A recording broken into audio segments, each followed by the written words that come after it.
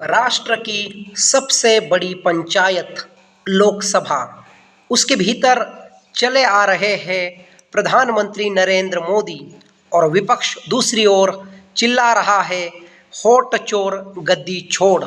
इस प्रकार से किसी प्रधानमंत्री की शायद ही भारत में इज्जत निकाली हो। क्या प्रधानमंत्री जी के सामने विपक्ष द्वारा ये नारे लगाना सही है? और जो भारतीय राजनीति का वैचारिक स्तर पूरी तरीके से डूब चुका है, वो खत्म हो चुका है, उसके लिए जिम्मेदार कौन है? तो उसके लिए जिम्मेदार है नरेंद्र मोदी और अमित शाह जी की एग्रेसिव पॉलिटिक्स। एमएलए खरीदो, सरकारें तोड़ो फोड़ो और खुद के हाथ में यंत्र ना लो, ये रवैया रहा है नरेंद्र मोदी और अमित शाह जी के राजनीति का। ऐसा नहीं है कि पहली बार केंद्र में भारतीय जनता पार्टी की सरकार बनी।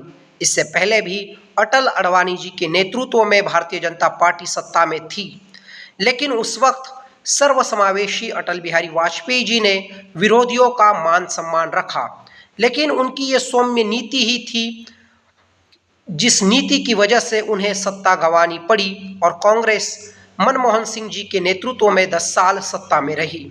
शायद नरेंद्र मोदी जी को यही लगता है, वो सॉफ्ट पॉलिटिक्स करने लग जाएंगे तो सत्ता से बाहर हो जाएंगे, और इसीलिए वो ओवर एग्रेसिव पॉलिटिक्स कर रहे हैं।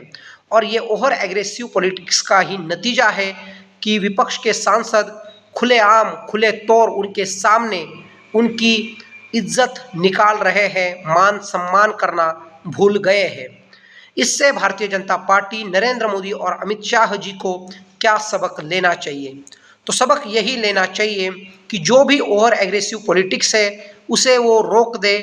उसके साथ ही तोड़ने का, फोड़ने का, पैसों से एमएलए लोगों को खरीदने का, साम दाम दंड भेद और छल कपट की जो उन्होंने सियासत चलाई है, उसे कम करने की ज़रूरत है, ताकि वो अपना मान सम्मान बरकरार रखे। लेकिन क्या वो ऐसा करेंगे? तो नहीं, क्योंकि सत्ता में वो लोग इतने खो चुके हैं कि सत्ता के सिवा उन्हें कुछ सुलझता नहीं।